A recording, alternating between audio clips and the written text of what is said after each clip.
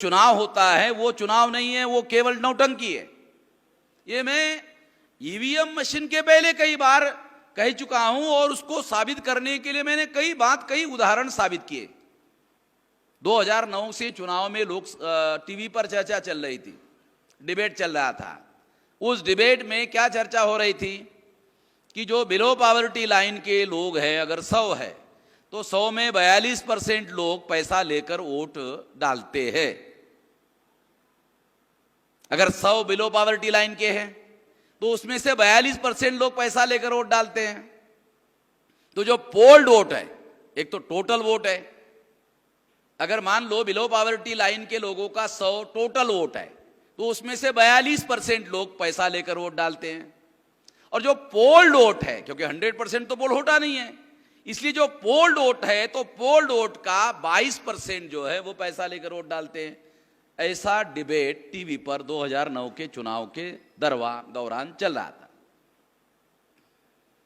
चुनाव में तो 2-3% वोट इधर का इधर अगर हो गया तो रिजल्ट इधर का इधर हो जाता है। 22% का मतलब तो यह हुआ कि मामला तो कहां के कहां हो जाता है।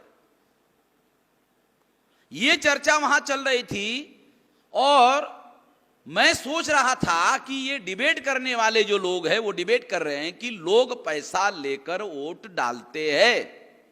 तो मैंने सोचा अभी आगे कौन कौन पार्टी के लोग पैसा देते हैं और वोट खरीदते हैं, इसकी भी चर्चा अभी थोड़ी देर बाद में होगी।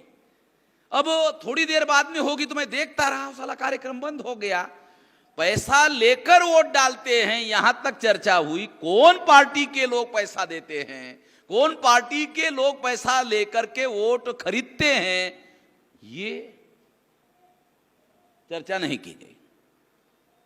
मगर जो चर्चा टीवी में नहीं हुई, मैं आपको बताना चाहता हूं कि देश में वोट खरीदने का प्रचलन कांग्रेस ने शुरू किया। देश में वोट खरीदने का जो कार्यक्रम है देश भर में, यह कार्यक्रम कांग्रेस ने शुरू किया। क्योंकि कांग्रेस दीर्घकाल तक सरकार में रही पार्टी है, इसलिए 2 नंबर का काला धन, भ्रष्टाचार से हासिल धन जो है ज्यादा से ज्यादा उनको उपलब्ध होता है। दूसरी, ये जो बीजेपी है इसके बारे में भी कहा जाता है कि ये भी ब्राह्मण बनिया पार्टी है। तो बनिया या तो व्यापारी है, या तो उद्योगपति है, या तो स्मॉल स्केल इंडस्ट्री का है, तो इसको भी 2 नंबर के धंधे करते रहना है। तो इस वजह से इनको भी सरकार का प्रोटेक्शन जरूरी है, वो उनको देते हैं। तो भारत में भारत में या तो कांग्रेस का राज है या तो बीजेपी का राज है, बस 2 ही राज है। ज्यादा से ज्यादा हम कह सकते हैं कि तीसरा जो राज है वो कम्युनिस्टों का राज है। कांग्रेस ओरिजिनल ब्राह्मणों की पार्टी, बीजेपी ओरिजिनल ब्राह्मणों की पार्टी, कम्युनिस्ट भी ब्राह्मणों की पार्टी। अभी जो राज्य लेवल पर जयललिता की पार्टी वो ब्राह्मण की पार्टी, ममता बनर्जी की पार्टी वो भी ब्राह्मण की पार्टी। अब नीतीश कुमार की जो सरकार बिहार में आई वो बीजेपी के समर्थन से, इसलिए वो आधी ब्राह्मण के समर्थक आधी बैकवर्ड की, ऐसा हम कह सकते हैं। तो इस तरह से ये बात अगर हम मान ले तो इससे ये बात प्रमाणित होती है कि ये लोग, खास तौर पर ये प्रचलन कांग्रेस ने शुरू किया और ये काम अभी 2 पार्टियां राष्ट्रीय स्तर पर बड़े पैमाने पर करती है। अब अगर वोट खरीदा जाता है, मान लो वोट खरीदा जाता है, तो जो वोट खरीदा गया अगर उसके समर्थन में वोट डालता है तो इसका मतलब जनता की वास्तविक इच्छा, जिस प्रतिनिधि को वो चुनना चाहता है उस प्रतिनिधि को वो चुन नहीं सकता, और जिसको वो चुनना नहीं चाहता है वही प्रतिनिधि बनकर चुनकर जाता है। तो ये तो फार्स है फिर डेमोक्रेसी के नाम पर। अगर वो डेमोक्रेसी के नाम पर फार्स है, धोखाधड़ी है, तो फिर जनता की इच्छा कहां है? यानी चुनाव क्यों होते हैं? चुनाव इसलिए होते हैं कि 125 करोड़ लोग संसद में या विधानसभा में जाकर बैठ नहीं सकते, इसलिए जनता को अपने प्रतिनिधियों के द्वारा लोकतंत्र का कार्यभार चलाना पड़ता है और फिर जनता को अपने प्रतिनिधि चुनने पड़ते हैं। तो क्या जनता के पास अपने वास्तविक प्रतिनिधि चुनने का अधिकार जो संविधान ने उसको दिया है, क्या व्यवहार में ऐसा है? तो सबसे पहले देखो, 52 में चुनाव हुआ। मैं 52 के चुनाव का एक उदाहरण आपको देना चाहता हूं। बाबा साहब आंबेडकर के खिलाफ में काजरोलकर को कांग्रेस ने चुनाव लड़वाया। काजरोलकर बाबा साहब आंबेडकर के साथ में आंदोलन में सहभागी थे। उनको कांग्रेस ने बाबा साहब आंबेडकर से तोड़ा और उनके ही खिलाफ चुनाव लड़वाया। और बाबा साहब, वो चौथी फेल आदमी था, वो चुनकर आ गया। बाबा साहब आंबेडकर चुनाव हार गए। चुनाव जीतने के बाद काजरोलकर बाबा साहब आंबेडकर को दादर में उनके घर में मिलने के लिए गए और उन्होंने जाते ही बाबा साहब आंबेडकर के पैर पर हाथ डाल दिया कि बाबा साहब, मैं आपको हरवाने के लिए चुनाव नहीं लड़ रहा था। वो तो जवाहरलाल नेहरू ने दिल्ली से मुझे 25,000 रुपया भेजा था। अब उस समय का 25,000 आज का 2.5 करोड़। शायद मैं कम ही बोल रहा हूं, ज्यादा होगा। उस समय का 25,000 हो सकता है कि वो 25 करोड़ हो, क्योंकि उस समय जो रुपये का वैल्यू था उसके हिसाब से कैलकुलेट अगर करोगे तो आपको पता चलेगा कि ये कितनी बड़ी राशि थी। तो बाबा साहब आंबेडकर को उसने ये जो बात बताई, ये जो बाबा साहब आंबेडकर का लाइफ एंड मिशन का एक ग्रंथ संपादित है, उसके अंदर वो एडवोकेट क्या नाम उसका, खैर मोड़े के ग्रंथ में ये लिखा हुआ है। तो इससे ये प्रमाणित होता है कि कांग्रेस ने पैसे का उपयोग चुनाव जीतने के लिए किया, जितना भारत के संविधान के द्वारा खर्चा करने की अनुमति है उससे 2 गुना, 3 गुना, 4 गुना, 5 गुना, 10 गुना ज्यादा पैसा खर्चा करने का काम, ये शुरुआत जो है गैर कानूनी संविधान के विरोध में जाकर काम करने का काम कांग्रेस ने शुरू किया। दूसरा भयंकर काम कांग्रेस ने जो संविधान के विरोध में, पीपल्स रिप्रेजेंटेटिव एक्ट के विरोध में क्या काम किया कि उस समय कांग्रेस ने एक बहुत बड़ी चालाकी की। कांग्रेस ब्राह्मण बनिया की पार्टी, ब्राह्मणों की संख्या 3.5% महाराष्ट्र में तो 2.25% है, और 2% बनिया को मिलाया जाए तो 2.25 और 2 4.25%। अब 4.25% में से तो ग्राम पंचायत का सदस्य चुनकर नहीं जा सकता, तो लोकसभा का कैंडिडेट महाराष्ट्र से कैसे चुनकर जाएगा? इसलिए कांग्रेस ने उस समय जो चुनाव के लिए जो तरीका अपनाया था कि जिस चुनाव क्षेत्र में जिस जाति की संख्या ज्यादा है, या तो उसको कैंडिडेट बनाया जाए, और अगर उसको कैंडिडेट नहीं बनाया जाता है तो वो जाति की संख्या जिस प्रदेश में ज्यादा है उसको प्रदेश का अध्यक्ष बनाया जाए, उसको मुख्यमंत्री पद का लालच दिया जाए, और चुनाव क्षेत्र जिस एरिया में है उस चुनाव क्षेत्र के एरिया में पार्टी का संगठन जिस जाति की संख्या ज्यादा है उस जाति के आदमी को दिया जाए, और उसके ऊपर चुनाव जितवाने की जिम्मेदारी लगाई जाए। तो स्वाभाविक है कि वो अपने जाति के वोट जो है उस कैंडिडेट को डलवाने का काम करेगा। जाति के नाम का उपयोग करना पीपल्स रिप्रेजेंटेटिव एक्ट के अंतर्गत क्रिमिनल ऑफेंस है। गरीबों को इसलिए गरीब रखा गया, गरीबों को भूखमरी के कगार पर इसलिए पहुंचाया गया ताकि गरीब वोट बेचने के लिए तैयार हो जाए। फॉर एग्जाम्पल, मैं वोट खरीदना चाहता हूं, मान लो थोड़ी देर के लिए कि मैं वोट खरीदना चाहता हूं, मैं बेचने वाला ही नहीं है, चलो सौदा कैसे होगा बताओ? मैं पैसे वाला हूं, मैं वोट खरीदना चाहता हूं, मगर कोई वोट बेचने के लिए तैयार नहीं है, तो वोट कैसे खरीदा जाए? तो इसलिए सरकार ने प्लान बनाया। क्या प्लान बनाया? कि लोगों को भूखमरी के कगार पर पहुंचाया जाए। जब साले भूखे ही रहेंगे तो कम से कम चुनाव में अपना वोट बेचने के लिए तो अपने से राजी हो ही जाएंगे। तो भारत में जो भूखमरी है वो वर्ल्ड बैंक कहता है, हमको ये समझ में नहीं आ रहा है कि हमारा अर्थशास्त्र भारत में फेल क्यों है। जैसे जैसे ग्रोथ रेट बढ़ता है वैसे वैसे गरीबी कम होती है, भूखमरी कम होती है, ऐसा अमेरिकन अर्थशास्त्र कहता है, यूरोपियन अर्थशास्त्र कहता है। तो यूरोपियन और अमेरिकन अर्थशास्त्री कहते हैं कि भारत में ग्रोथ रेट भी बढ़ रहा है, भूखमरी भी बढ़ रही है, साला साइमल्टेनियसली बढ़ रहा है। तो समझ में नहीं आ रहा है ऐसा कैसे हो रहा है। उनको पता ही नहीं, साला हमारा अर्थशास्त्र जो अमेरिका वाला है, जो यूरोप वाला है, वो अर्थशास्त्र भारत में फेल क्यों हो रहा है, वो किसी को पता नहीं है। और वो केवल मुझे पता है, और मैं अर्थशास्त्री नहीं हूं और मुझे पता है, क्योंकि मैं राजनीति शास्त्री हूं, मैं अर्थशास्त्री नहीं हूं। ब्राह्मणों की जो राजनीति भारत में चल रही है, उनको वोट खरीद करना जरूरी है। कैसे? अब 3.5% आदमी देश की पंचायत पर काबू कैसा करेगा? फॉर एग्जाम्पल, आपके पास पैसा नहीं है, आप चोरी पैसों की करोगे। आपके पास पैसा नहीं है तो आप पैसों की चोरी करोगे। अगर आपके पास वोट नहीं है तो काहे की चोरी करोगे? अरे जिसके पास पैसा नहीं वो पैसे की चोरी करेगा, जिसके पास वोट नहीं है वोटों की चोरी करेगा।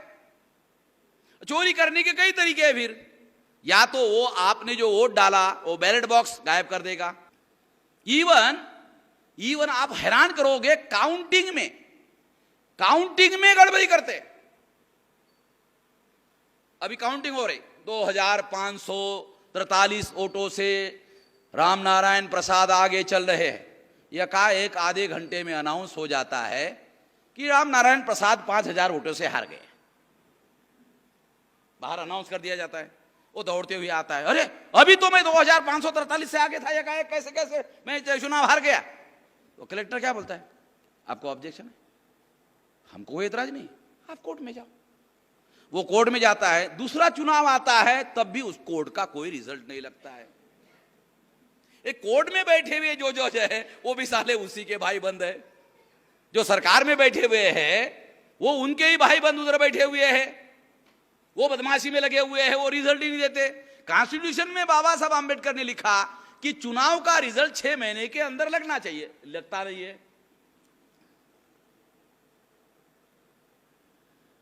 तो इसका मतलब यह है, ये सारी बातें अगर हम देख ले, सारी बातों का अध्ययन अगर हम कर ले, तो इससे पता चलता है कि सरकारी मशीनरी भी इस काम के लिए लग करके जनता की जो वास्तविक इच्छा है, वो जिसको चुनना चाहता है वो चुनने के लिए सामने नहीं आता है।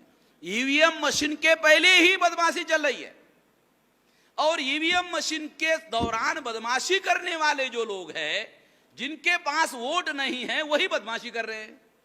अब उनके पास सबसे बड़ा हथियार आ गया है, वो है ईवीएम। अब ये बैलेट बॉक्स है, ये बैलेट पेपर है। ये बैलेट पेपर पर आपने स्टैम्प मारा, पंजे पे मारा, हाथी पे मारा, या और बहुत सारे फूल पे मारा, कमल पे मारा, ये दिखाई देता है। जिसने मारा उसको गारंटी है कि मैंने यहां मारा। और जिस कागज पर मारा वो कागज जो है वो डालता है अपने से, अपने हाथ से फोल्ड करके डालता है। वो फोल्ड करके ऐसे अपने हाथ से डालता है और फिर काउंटिंग में वो निकलता है। तो ये जो कागज है ये वेरिफिकेशन करने के लिए, फिजिकल वेरिफिकेशन करने के लिए उपलब्ध है। अगर आप बाद में जाकर रिकाउंटिंग करने के लिए बोलोगे तो ये अवेलेबल है। मगर ईवीएम मशीन में आपने बटन दबाया, आपको दिखाई दिया, हाँ ये तो पंजा पर गया है, फूल पर गया है, और बराबर वही पर गया है, वो दिखाई दे रहा है। मगर जो काउंटिंग है वो काउंटिंग उसी के अंदर हो गया या नहीं हुआ, इसका वेरिफिकेशन करने का कोई तरीका उपलब्ध नहीं है। इस चुनाव में, 2016 के चुनाव में आसाम में 100 ईवीएम मशीन पर पंजे पर वोट डाला जा रहा था और कमल के निशान पर उसका स्टैंप आ रहा था।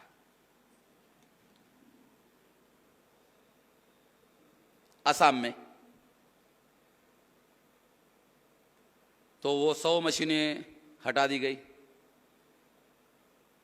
बाद में चुनाव का रिजल्ट कांग्रेस के विरोध में आया। 13 में से 9 सीटें बीजेपी ने चुनाव वहां जीता। और आसाम में बीजेपी का संगठन नाम का कोई संगठन नहीं है, मगर वो चुनाव उन्होंने 13 में से 9 सीटें उन्होंने जीती। तो आसाम के कांग्रेस पार्टी के लोगों ने ये टाइम्स ऑफ इंडिया में स्टेटमेंट इशू किया कि ईवीएम मशीन के गड़बड़ी की वजह से ऐसा हुआ।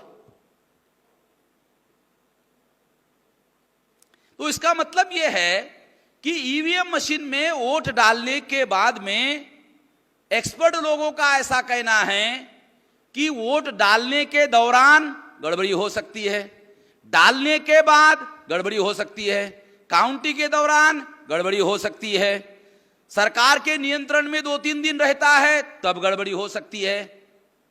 यानी एक्सपर्ट लोगों का यह कहना है कि हर लेवल पर ईवीएम मशीन में गड़बड़ी हो सकती है। हैदराबाद का एक एक्सपर्ट ऐसा है, उसका कहना है कि ब्लूटूथ के द्वारा मैं सारे देश के ईवीएम मशीन को हैक कर सकता हूं, सारे देश के एक जगह से कर सकता हूं। अभी इस तरह का अमेरिका में ईवीएम मशीन सबसे ज्यादा टेक्नोलॉजिकल डेवलपमेंट कंट्री है, मगर अमेरिका में आज भी बैलेट पेपर चलता है। जर्मनी में ईवीएम मशीन को चलाया गया, लोगों ने विरोध किया, रद्द कर दिया। यूरोप में ईवीएम मशीन चलता नहीं है।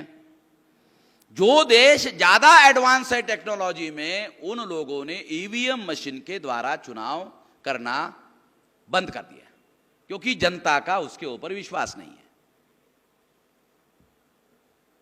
जब 16 तारीख को रिजल्ट आया तो अमेरिका के अखबार में भारत के चुनाव निष्पक्ष रूप से नहीं हुए ऐसी खबर छपकर आई। बीबीसी वालों ने खबर छापी कि भारत के चुनाव निष्पक्ष नहीं हुए। भारत के संविधान में यह लिखा हुआ है कि चुनाव कमीशन को free and fair election conduct करने के लिए सर्वाधिकार बहाल किया जाता है। चुनाव कमीशन के पास फ्री एंड फेयर, देखो खास शब्द इस्तेमाल किया बाबा साहब अंबेडकर ने संविधान में, फ्री एंड फेयर, मुक्त एवं निष्पक्ष चुनाव होना चाहिए। अगर मुक्त और निष्पक्ष चुनाव नहीं होता है तो फिर तो चुनाव एक फार्स है, नौटंकी है, धोखाधड़ी है।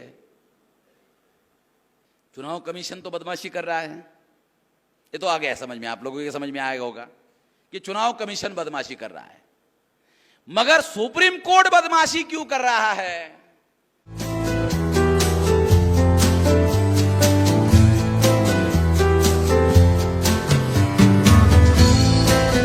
याद होगा कि उस समय कांग्रेस के लोगों के द्वारा कयास लगाए जा रहे थे कि हमारे 160 सीटें चुनकर आएगी। उसकी 2009 के चुनाव में 207 सीटें चुनकर आई। और जनता के हित के लिए 2004 के बाद कांग्रेस ने केवल लिबरलाइजेशन, प्राइवेटाइजेशन, ग्लोबलाइजेशन यानी जनता के विरोध में काम किया। तो जब जनता के और कॉमन आदमी के विरोध में काम किया तो फिर वो 2009 के चुनाव में इतनी ज्यादा संख्या में चुनाव जीतकर आई कैसे?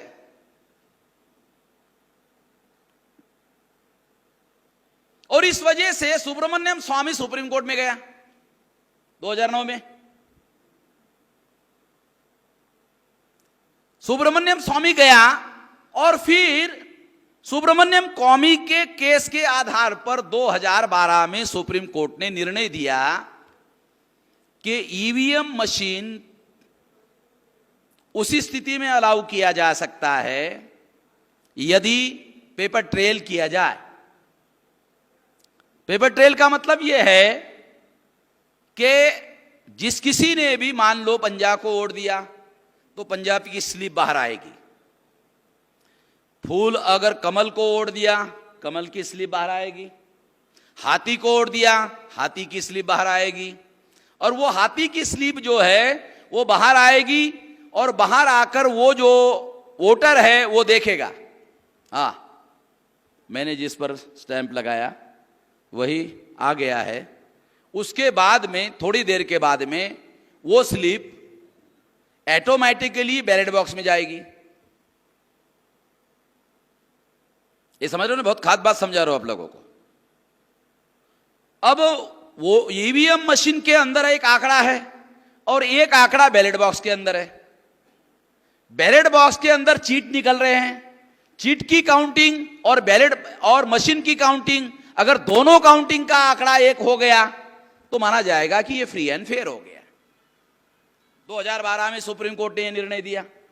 जनवरी 2012 को सुप्रीम कोर्ट ने निर्णय दिया कि ईवीएम मशीन को आपको अलाउ नहीं किया जा सकता, और अगर आप अलाउ करना चाहते हैं तो अलाउ करने के लिए आपको पेपर ट्रेल करना होगा। चुनाव कमीशन ने 2013 मार्च महीने में सुप्रीम कोर्ट ने एफिडेविट दाखिल किया। ये सारी बातें मैं चुनाव कमीशन के साइट में जो डॉक्यूमेंट्री एविडेंस रखे गए हैं उसके आधार पर बता रहा हूं। क्या एफिडेविट दाखिल किया चुनाव कमीशन ने? चुनाव कमीशन ने एफिडेविट दाखिल किया, पेपर ट्रेल करने के लिए हम तैयार हैं, क्योंकि अभी हमारे पास समय नहीं है और इस पर पैसा भी ज्यादा खर्चा आने वाला है, इसलिए हम इसे 2014 के चुनाव में लागू नहीं कर सकते, 2019 के चुनाव में लागू करेंगे।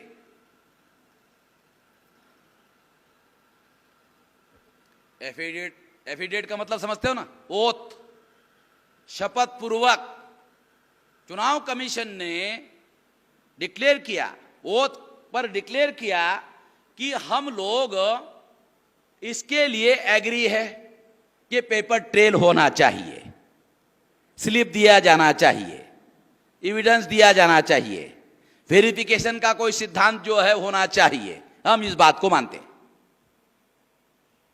हम इस बात के लिए राजी है। सुप्रीम कोर्ट ने 2012 में जो निर्णय दिया वो निर्णय पर अमल करने के लिए हम राजी है। अब सुप्रीम कोर्ट ने निर्णय दिया और चुनाव कमीशन ने कहा कि हमें मंजूर है, इसका मतलब है चुनाव कमीशन ने भी माना कि ईवीएम मशीन में गड़बड़ी होती है। अगर गड़बड़ी नहीं होती है तो वो एफिडेविट दाखिल करते कि ऐसा नहीं है, हम इसको प्रूव करके दिखाते हैं कि इसमें कोई गड़बड़ी नहीं हो सकती है, इसलिए हमें यह मंजूर नहीं है। चुनाव कमीशन को ऐसा कहना चाहिए था, मगर चुनाव कमीशन ने कहा हां हम पेपर ट्रेल करने के लिए तैयार है। इसका मतलब चुनाव मशीन में, ईवीएम मशीन में, electronic voting machine, EVM electronic voting machine में गड़बड़ी हो सकती है, इसलिए हम लोग पेपर ट्रेल करने के लिए तैयार है। शपथ पत्र लिख कर दिया 2013 में। जनवरी 2012 में सुप्रीम कोर्ट ने निर्णय दिया और 14 महीने के बाद इलेक्शन कमीशन ने शपथ पत्र दिया। अगर उनको इतना ही देना है कि हमें मंजूर है और हमारे पास समय नहीं है, अब 2014 में चुनाव करना है, 2012 जनवरी में फैसला दिया तो पूरा 12 खाली है, पूरा 13 खाली है, और 13 और 12 पूरा खाली है, एक 11 महीना खाली है, एक 12 महीना खाली है, और मार्च में चुनाव हो रहा तो 3 महीना वो खाली है।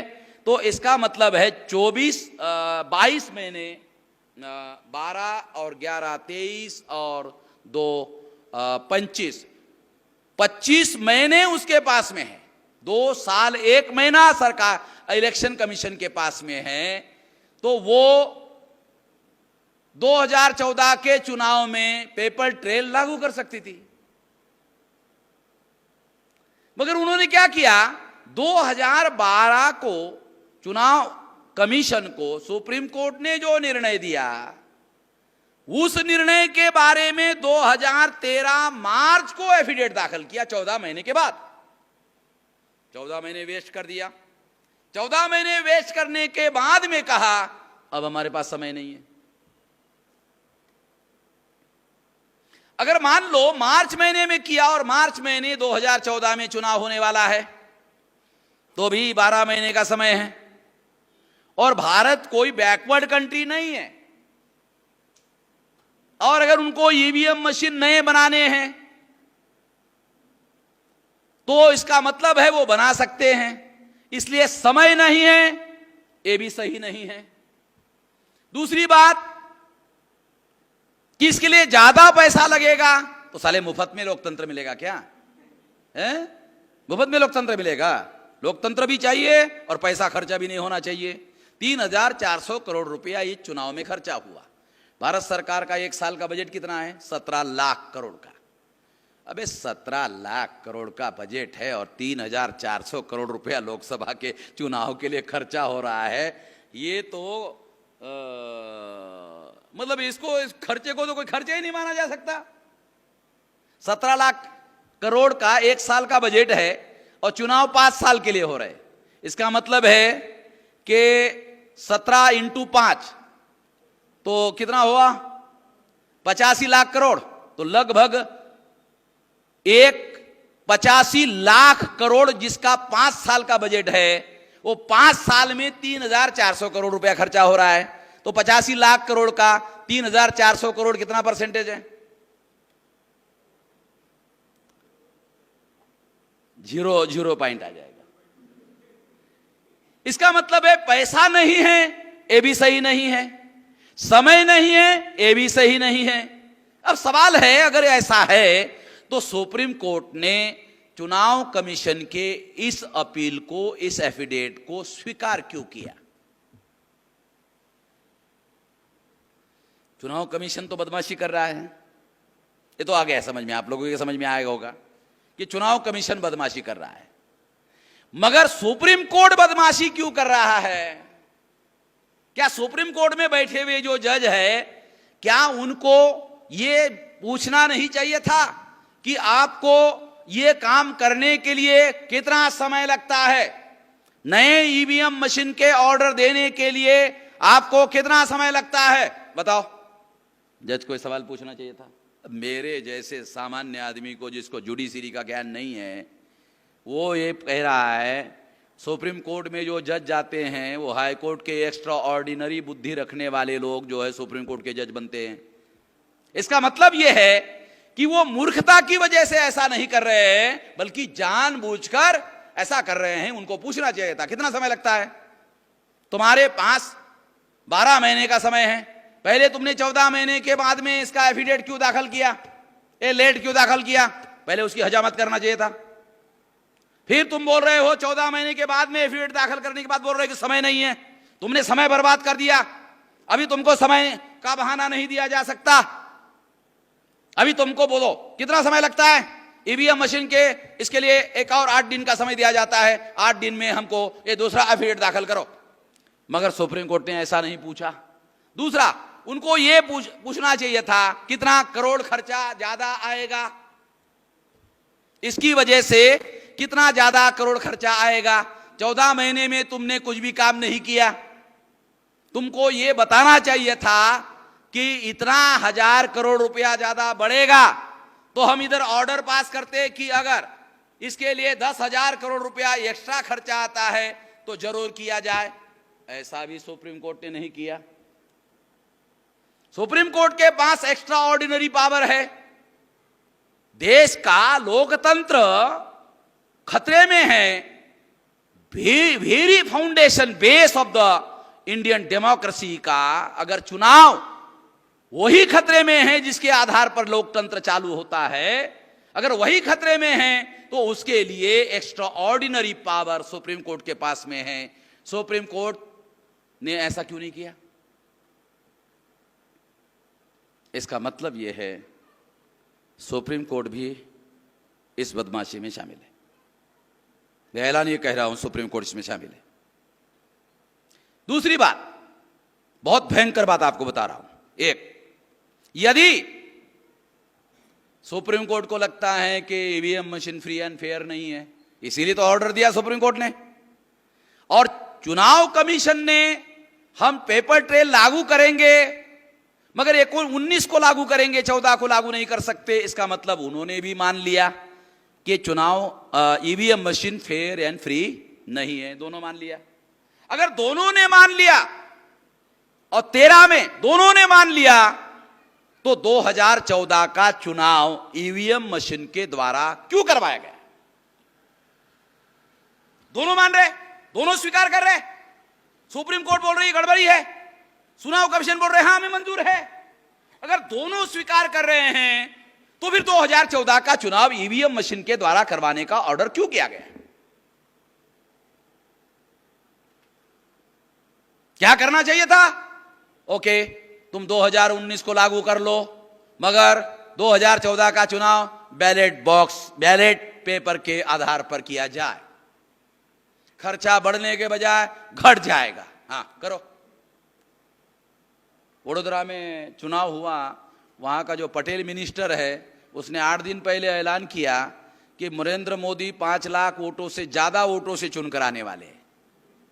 वो 5 लाख के ज्यादा से आ गया।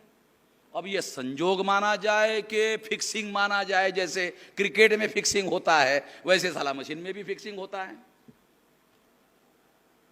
फिर वाराणसी में भी उन्होंने कहा था कि 5 लाख वोट से ज्यादा चुनकर आता है।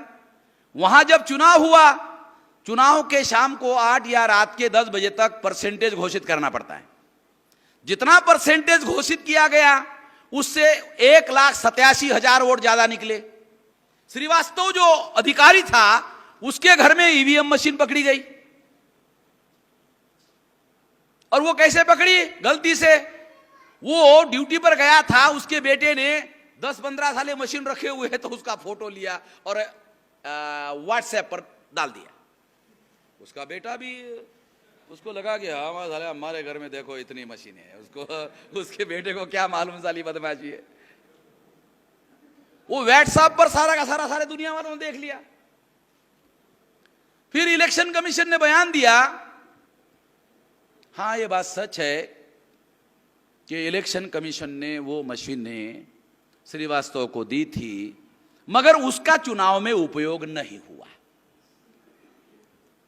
देखो फिर बदमाशी, जो चोर होता है ना, वो चोर कोई ना कोई गलती कोई ना कोई छोड़ देता है। अभी मैंने फिर सवाल उठाया। क्या सवाल उठाया?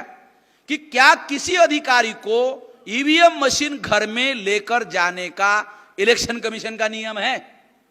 तो मैंने अध्ययन करने के बाद पता चला किसी भी अधिकारी को ईवीएम मशीन घर में लेकर जाने का अधिकार नहीं है। वो कलेक्टर ऑफिस के स्ट्रांग रूम में नहीं, स्ट्रांग रूम में, केवल रूम में नहीं रखा जाती है वो मशीन। अगर वो खाली भी है तो भी उसके लिए जो रूम बनाए गए हैं उसके लिए नाम दिया है स्ट्रांग रूम। स्ट्रांग रूम का मतलब बैंक में भी स्ट्रांग रूम होता है।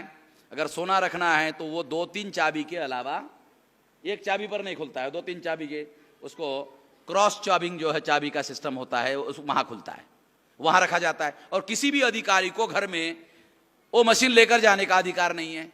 चलो ठीक है, वो उसका उपयोग नहीं हुआ, मगर वो घर में लेकर कैसे गया, एक बात। और वाराणसी के काउंटिंग में 1,87,000 वोट ज्यादा क्यों निकला? अगर ज्यादा निकला तो इसका मतलब है उस मशीन का मिसयूज हुआ। अभी महाराष्ट्र के कई विधानसभा के चुनाव में बीएमपी के लोगों के जो कैंडिडेट के जो वोटर्स है, उन लोगों ने हमारे पास लिख कर दिया कई जगह। फॉर एग्जाम्पल एक बूथ है, वो बूथ पर 8 हमारे कार्यकर्ता रहते हैं। वो 8 कार्यकर्ता के घर में 40 वोटर है। वो बूथ के काउंटिंग में एक भी वोट नहीं निकला। उन्होंने वोट दिया, रिकॉर्ड सरकार के पास अवेलेबल है, क्योंकि जो वोट देता है तो उसको एक तो टिक मार्क करते हैं, फिर साइन लेते हैं, तो रिकॉर्ड आप वेरीफाई कर सकते हो कि उसने वोट दिया कि नहीं दिया। दूसरा, वो वोट पेपर लेकर के घोषित कर रहा है कि मैंने इसी पार्टी को दिया, तो वो उसके नाम पर वोट क्यों नहीं निकला? इसका मतलब यह है कि ये जो ईवीएम मशीन जनता जिसको चुनकर भेजना चाहती है उसको चुनकर भेजने के लिए जनता के इच्छा पर बलात्कार किया जा रहा है, जबरदस्ती की जा रही है।